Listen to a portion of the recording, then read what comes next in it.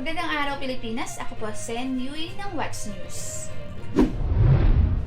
Tony Fowler sinampahan ng kasong kriminal dahil sa mga malalaswang music video. Nagsampa ng kasong kriminal ang kapisanan ng mga social media broadcaster ng Pilipinas laban sa vlogger na si Tony Fowler. Sinampa ngayong araw, September 27, ng KSMBPI ang mga kasong paglabag sa Article 201 ng Revised Penal Code in relation sa Cybercrime Prevention Act of 2012. Ang mga naghain ng kaso ay sina Atty. Leo Olarte, Atty. Mark Tolentino at Atty. John Casticiones ng KSMBPI. Ayon sa mga abogado, nagdesisyon silang idemanda ang nasabing content creator dahil sa mga music video na ini-upload ito sa social media na nagpapakita umano ng kabastusan. May ilang eksena rin daw kung saan pinakita ang mga maselang bahagi ng katawan ng mga lalaki. At para pag-usapan ang tungkol sa balitang yan, makakasama po natin ngayon si Oyeri at Popoy. Tahimik ang lahat. Ha? Hindi. May delay siya. So yun, si Tony nasampa ng kaso. Pero hindi yun yung gusto kong i-highlight eh. Kasi talaga namang it's about Sexuality. it's about time na actually tagal na nito eh. Actually, di ko na napanood Ilang buwan na to, di ba? Di ko napanood yung mismo kasi Huwag di mo ba napanood. naka-black screen yung sa masaselang bahagi. Talaga bang as in real na pinakita? Doon sa original na kasi nung una lumabas yung issue na yan, earlier this year, napanood ko pa ng buo eh. So, nagpapakita sila ng mga dildo, yan. Alam mo naman itsura nun, actual na mukha talaga siyang edits. So, yun. Tapos, nagkaroon na tayo ng inuman session na pinag-uusapan natin yung mga bad influence sa So, isa na yan. Pero, bakit ngayon lang? Yung timing ang gusto kong questionin. Why now? Itong kay SMBIPI, sila rin yung nagsampa ng kaso kila Vice tsaka yung sa jowa niya. Tungkol dun sa yung icing. At medyo parang pinapalaki nga eh. Tapos ngayon nasundan naman ng isa pa. Di ko lang sure kung tama ba yun nasasagap ng balita na affiliated tong grupo na to sa kay Rafi, yung kapisanan ng mga vloggers. Social media vloggers. Yung timing kasi medyo sabihin na natin, ang dami-daming issue na biglang lumalabas. Pati yun dun sa pagsubo, pagkain ng pera sa airport, itong issue ng West Philippine Sea, yung issue ng kay Tony Fowler. Na parang ang nakikita ko pang-divert to ng issue dahil napakainit. Hanggang kanina nakikinig ako at nanonood dun sa live stream ng House of Representatives na ini-interpret niya yung budget ni Sara tsaka ng DepEd. Diba? And then ayun nga, ba't ngayon lang?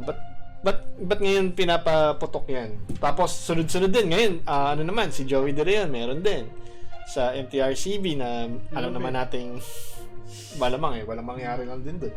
Pero yeah, wag tayo malihis dun sa dun sa usapin kasi kanina may na rin yung sa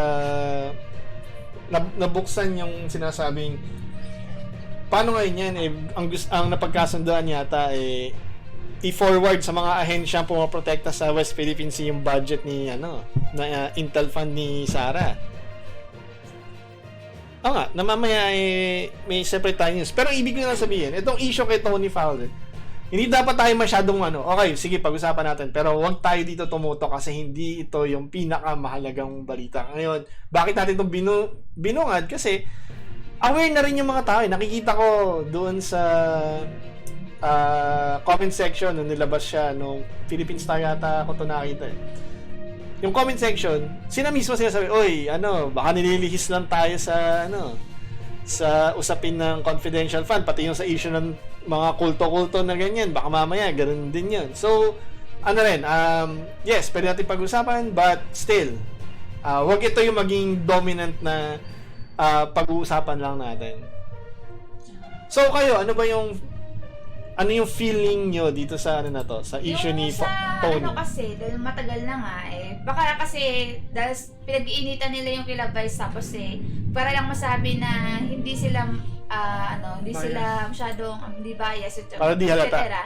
Maghanap ng iba pang na mapag-anuhan ng mga kakasuhan. At ito na nga nakita dahil nga dapat noon pa nga to yung kay Fowler.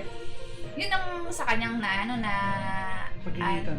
na pag-initan niya yun, na akala ay makakalusot siya. Pero yun nga, dahil nga sa kailangan naghahanap ng pwede pang dagdag. Yun nga rin sa akin, Kao. Sabi ko, di ba topic natin to, sabi natin last month pa to eh. Tapos, Hindi lang, biglang- ilang buwan na ba? Matagal na yan. Hindi lang isang buwan na Pero nakaraan. sabi nga na to eh. Di ba dapat na-settle na to? Ba't parang may binubulat ka naman ng mga gato? And Hindi, not yun nga. only ito, hindi lang naman ito yung sabihin natin na malala. Meron din naman para sumasabay sa mga ganyang kalalalang Pero mga video eh. kahit naman na late na rin na, okay, sabihan, late na siya na pero na ngayon, nagkaroon na ng consequence yung mga ginawa. Pero sa although ginawa tong parang feel natin tamang word panakatbutas Oo. or Misdirection. at least siguro parang may may sample na mangyayari na pwede nga pag-initan kayo in the future pag may ginawa kayong ganito. Pero isa pang usapin niyan is baka mamaya maisipan din na i-regulate pati yung YouTube. Ayun lang. Kasi nga dahil sa mga taong kagaya nito na yung majority na katulad natin, nagla-live tayo, may kalayaan tayong na-exercise pa kahit pa paano sa YouTube. Tingin ko magiging pasimula na yan na i-pag-regulate. Tapos di ba may nabalita pa sa dati dahil nga tayo ng mga social media, minsan lalagyan, yung, nakalimutan ko sino yung nagsabi, lalagyan daw ng tax din eh. Pati sa mga social media, Meron di ba sa, may- na rin yung mga sabihin, pwede ba sabihin yung Shopee sa, May tax Oo. na yun. di ba? Hindi, iba pa yung tax dun sa Oo. business side. Yung mismong paggamit ng Facebook, YouTube, ganyan.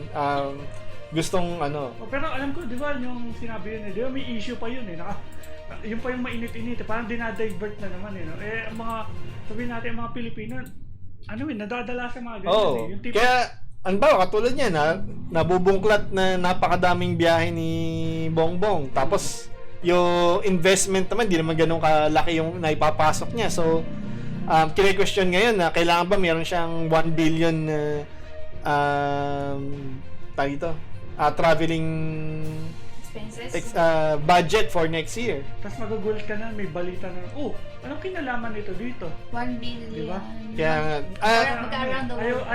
Ayaw tayo itutok sa ganung Yung tipong ayaw nilang ipamulat sa mata ng Pilipino na, may problema tayong malalim kasi dito." nagkakalat eh. Kahit si Oo. Robin Padilla, nagkakalat eh. Kasi damay tayo eh. Oh, si Erwin Tulfo, si Rafi Tulfo, nagkakalat. Si Erwin Tulfo, di makasagot. Yung obvious kanina, matapit natin si Pato. Oo. Tapos alam nyo ba na yung kapatid ni Erwin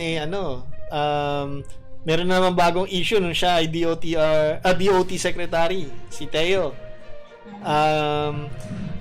Meron silang business na ginawa hindi business, meron silang lakad na ginawa sa Boracay at nire-reimburse yung, kumbaga, government ang pinagbabayad. Natuklasan na wala naman silang na-produce na doon na work-related na output. So, lahat ng expenses nila sa Boracay, sa hotel, and kung saan-saan pa nilang gastos, ay hindi babayaran ng Sa bulsa dapat nila yun. ng DOT. Anyway, dun balik Ay, kay Tony Fowler. Ngayon nga ay nagkaroon na ng consequence yung mga yung mga ginawa, mga in-upload noon. So although bad time parang hindi magandang time dapat noon pa to nangyari, pero sana maging example na to sa mga mga content creators na basta upload na lang. Yung kanta ni Michael B na yung parody niya. Ano ba yun yung basta upload Oh, na wow. lang. Sabaw. Pero Wow. How? kanina kasi habang nandoon ako sa live stream ng yun nga, sa pangalan nito, sa House of Representatives, ang daming mga YouTube channels na, well, let's say mga pro-administration na dinadivert yung usapan ng tipong sige, ayaw daw namin kasi mga komunista daw kami. Nagre-red tag pa eh. Pro-NPA daw kami, mga ganyan. Pero hindi sinasagot yung issue na bakit hindi may paliwanag ni Sarah kung saan ginamit ang pera. Alam mo ba kung ano sagot? Ano? Bobo daw kami kasi confidential nga. Ibig sabihin, hindi daw dapat ipaalam. Tapos, nung sinabi namin, ang ibig sabihin ng confidential fund ay hindi siya i-audit the same way ng regular audit ng COA, but i-audit pa rin. Ang pinakaiba lang, unlike nung regular na audit na fino-forward kunwari sa website ng COA, yung mga at na-access ng publiko, ang confidential fund, may special audit na ginagawa. Hindi ibig sabihin, hindi na sila i-audit. Itong ginagawa ni, di ba, kasi maraming umilit ang ulo kay yung mga pro kay Risa na masyado daw siyang audit din yung ginagawa niya, di ba? Hindi pa. Yung audit ang gumagawa nun ay ang COA. Ang ginagawa niya is pinagpapaliwanag niya na para saan gagawin. Kasi ganito yan. Maraming mga lapses in judgment itong si Sarah. Kasi the day na siya ay umupo, ilang satellite offices agad ang inactivate. Tapos, syempre, yan, kumbaga, bakit sa unang araw pa lang ng pasok mo, sangkatutak na satellite offices na agad ang inactivate mo. Tapos, meron kasi sa mga project niya. Pero at the same time, alam naman niya na ito lang yung budget niya. Ito lang inaproba nung panahon ng tatay niya. Tapos humihingi siya ngayon kay Bongbong. And then, hindi naman maipaliwanag paano nagastos yung pera ng 11 days. Alam niyo ba kung ano sinasagot niya? Ano? Hindi daw 11 days na gamit, 19 days. Pinipilit pa rin niya. Akala ko pa 11 Justification niya, 8 days longer. Pero still the same. Hindi mo magagamit yung ganong kalaking amount ng pera ng... Bali, 10 Teka, milyon pinipilit pa rin ba niya yung 19 days? Akala ko ba Yes. confirmed na yung 11 days? Yun yung sagot niya. Kumbaga, hindi niya tinatanggi na... Ginastos ng ganito. Oo. So, yun yung masakit na mapakinggan, lalo na, halimbawa, tayo, yung taxes natin kung saan napupunta, pinaghihirapan natin, lalo na kapag merong sabihin na natin, nagtatrabaho tayo on time, tapos yung bayad, delayed. Apektado tayo, nagsisikip tayo ng sinturon, tapos itong mga hinayupak na to, Liliquidize lang. saya-saya lang. Tapos liliquidize pa. So, yun yung ating although napunta sa ibang usapan. Hindi, ganun nga, di ba? Pero yun yung Ano ito pa yung, rin, nililist tayo. ito yung malinaw. Kapag hindi maipaliwanag, guilty. Anyway, so, base sa, dyan nga sa kaso ni Tony Fowler, lesson learned sa mga content creators na mag-isip-isip bago mag-upload. Pero wag masyado kayong maging hang up Magamit dyan kayo. kay Tony kasi pang-divert lang yung Yung issue. sinasabi nga ng GMA, di ba? Think before you click.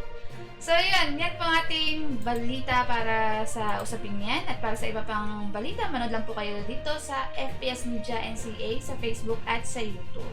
Hanggang sa muli. Alam!